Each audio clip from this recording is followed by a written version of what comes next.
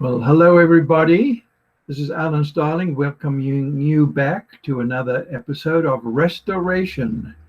I see we have our new curtain here, so back again. So let's bring it up and introduce Restoration, the Nehemiah Story, Part 4.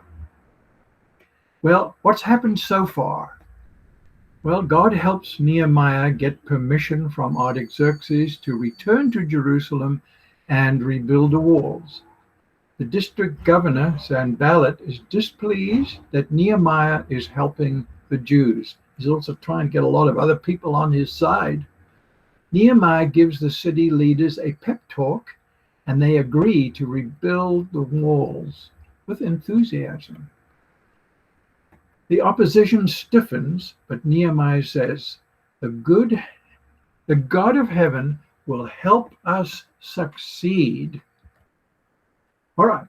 Now, Nehemiah had now experienced everything. He'd heard about it. He'd traveled there. He'd seen it face to face. He'd seen the opposition. He'd talked to the city leaders, but maybe he still wasn't sure. He could have said something like this or thought to himself, now that I've seen the scope of the job, I can tell it's impossible. It didn't look so bad when I was 1,500 miles away. And let's face it, these people have been here 13 years and they've done nothing. Why should they change now, even though they said they would? And then the local officials are against the idea. The job is hard enough without them to deal with. And what was I thinking? Things were so nice back in Persia. I had a cushy job. I had a nice boss, Art. So why on earth did I leave? And the king wants me back in Persia. So what am I doing here? And this whole business, it's way out of my comfort zone. I'm a cupbearer, not a contractor. Well, he didn't think. He may have thought some of those things, but didn't write them down. So we're just guessing. So let's put all aside that guessing and second guessing and see what really happened. Well, opposition was starting, and the enemy had a strategy. Did you know that our enemy has a strategy? The enemy, Sanballat and Tobiah, for instance, they had 5 strategies to defeat Nehemiah and to stop the building of the wall. Yes, the first one was mockery. We'll see that in a moment. The next one was attack. And thirdly, they tried to distract him. Then they tried intimidation, and finally, manipulation. Yes, the enemy is smart, and when one of his things don't work, he tries another. But let's look at the mockery part. Sanballat, Nehemiah writes, was furious when he learned that we were rebuilding the wall. He flew into a rage and mocked the Jews. Now, Sanballat, I think we've already mentioned that he was the district governor, but he was also an in-law of the high priest and a practicing Jew. Very strange. He was furious. Why was he furious? Because the king had taken away his authority. He's in charge of all this mess, and he's happy as long as he's in charge. And then this man comes along and says, the king has given me authority to rebuild the walls. And then he was contented as long as the city was in a mess and the Jews were demoralized, he could handle them. He wasn't interested in them at all. He wasn't doing things for their benefit. Everything was for his benefit. And then notice Nehemiah says, we were rebuilding the wall. He's identifying with the people. He's not saying I was doing the wall or they were doing the wall. We were doing it together, and it was a team effort. None of them could have done it by themselves. And then he mocked, and The reason why he mocked was because that's all he could do. He couldn't take official action. He couldn't say to Nehemiah, I'm sending you back to where you came from, because Nehemiah had thoughtfully asked for letters from the king. And was Nehemiah glad that he could show those letters and not being turned back? So he mocked the Jews, saying in front of his friends and the Sumerian army officers, he says, what does this bunch of poor, feeble Jews think they're doing? Do they think they can build the wall in a single day by just offering a few sacrifices?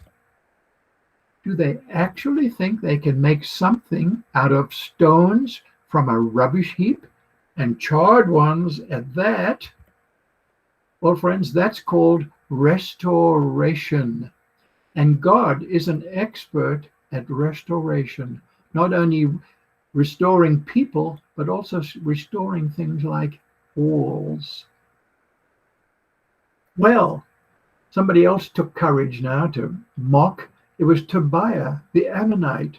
He was standing beside him, and he remarked, that stone wall could collapse if even a fox walked on the top of it.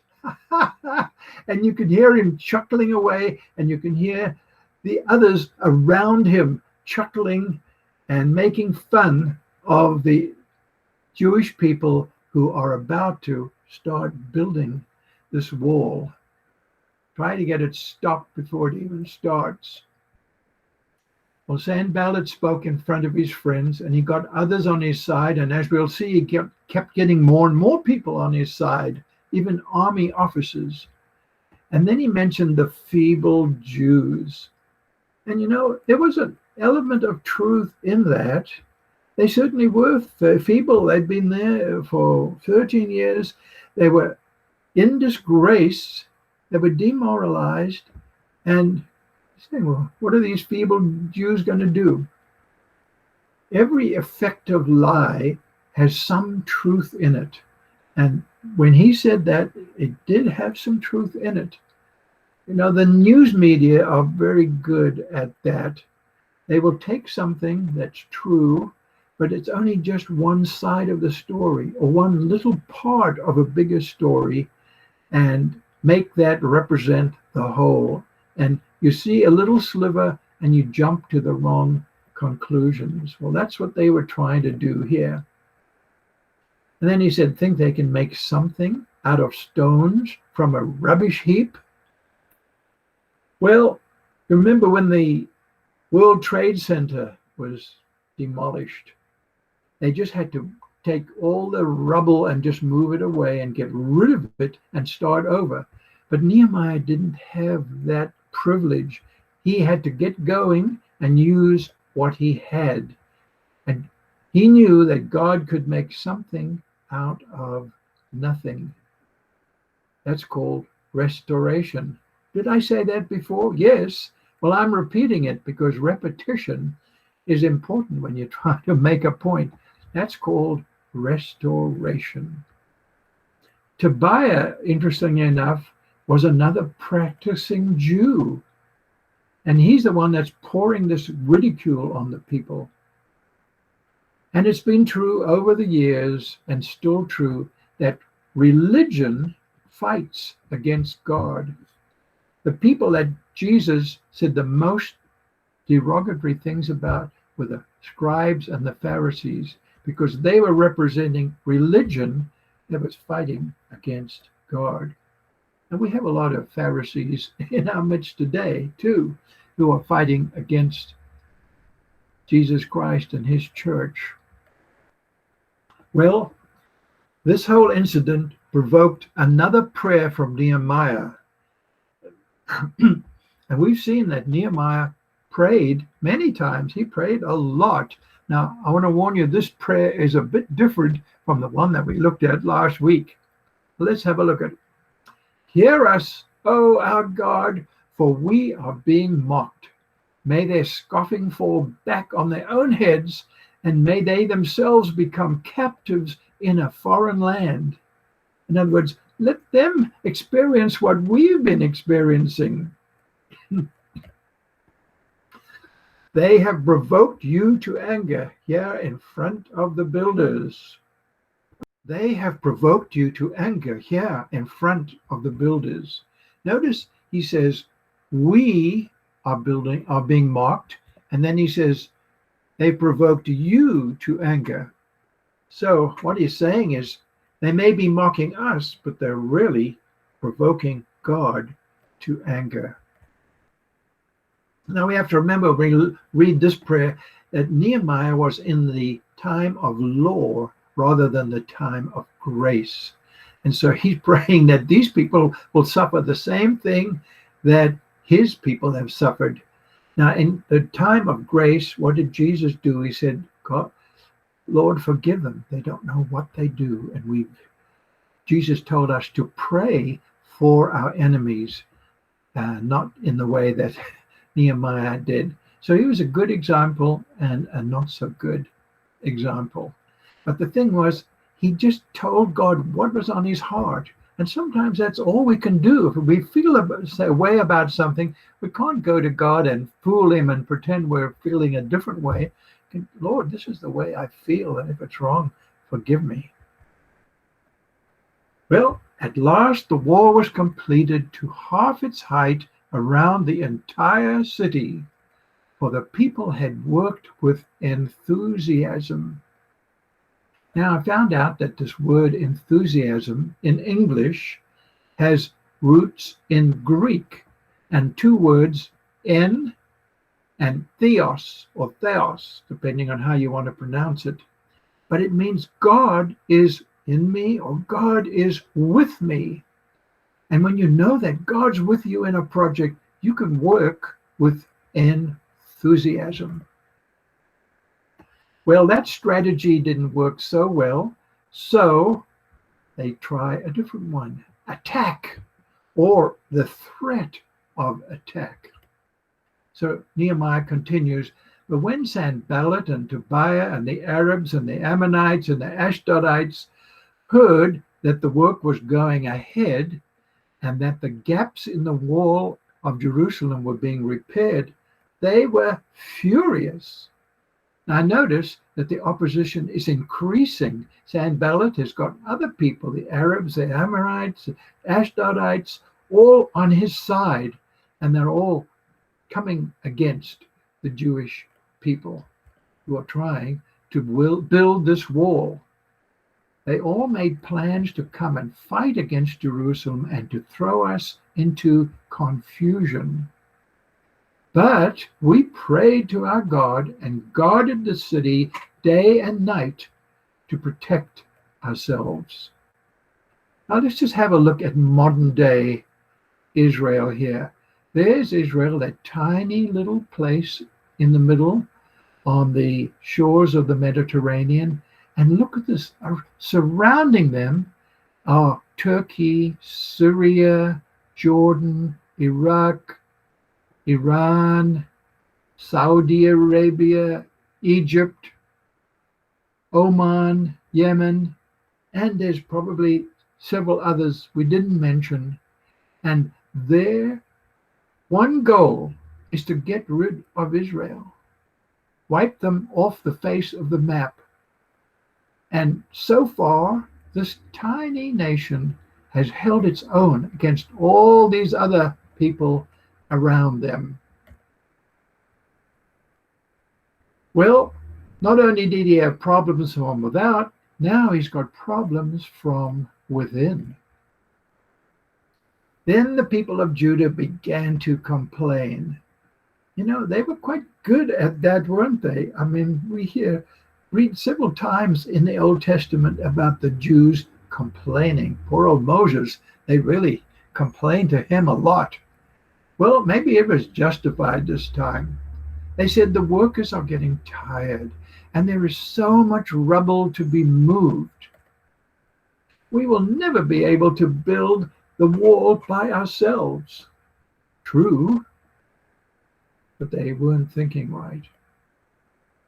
I like doing jigsaw puzzles, and I've sometimes done one with 1,000 pieces and some with 2,000 pieces. And most people start the same way as I do. to get all the edge pieces out and put the perimeter of the puzzle up. And that doesn't take that long. You feel, yes, I'm getting something done. Then you look in the picture and you see several things that stand out. You find the pieces for that, put them.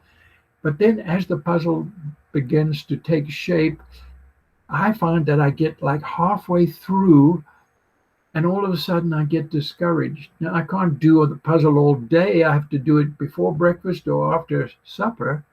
And so I'm getting after supper, I'm looking at the puzzle and I can't find one piece. Oh, I'll never get this done. I go to bed, have a good night's rest, and early when I get up the next morning before breakfast, I have a look at the puzzle, and all of a sudden the pieces start falling into place. So when you get halfway through a project, don't get discouraged. Look to the Lord. Well, the Jews who lived near the enemy came and told us again and again, they will come from all directions and attack you. So Nehemiah had problems from without, he had problems from within, and he had constant rumors. But what is he going to do? Well, it's time for practical action and another pep talk. So Nehemiah continues, I placed armed guards behind the lowest parts of the wall, and I called together the nobles and the rest of the people and said to them, don't be afraid of the enemy. Remember the Lord, who is great and glorious, and fight for your brothers, your sons, your daughters, your wives, and your homes. So what's he saying here? He's trying to help them to change their focus. Saying, don't focus on what still needs to be done. That would be very discouraging. But focus, and don't focus on your enemies. Now, we are told to be alert, to be ready, to be on the defense. We can't just ignore our enemies, but we don't want to focus on them. We don't want them to consume our thoughts day and night. But he says, instead of doing that, whenever the Bible tells us not to do something, they tell us what we should be doing, what can replace that thing that we're doing wrong. But focus on these two things. Focus on our great God and focus on your families. So, what's our choice? And what is your focus? What's my focus? What keeps us awake at night? Is it the enemies or is it our great God? Nehemiah knew exactly what he had to do, and he tried to help the people to see that. All right, time for take home. Last week we had a whole lot of take home. Today there's just one. Focus, focus, focus, focus. Focus on our great God. Yes, we have to deal with our problems. We don't completely ignore them. We don't put our head in the sand, but we focus on our great God. So let's put that in our takeaway box. And next time we have progress. So let's ring down the curtain on another episode of Restoration, the Nehemiah Story. And may God bless you, and may you have a great week.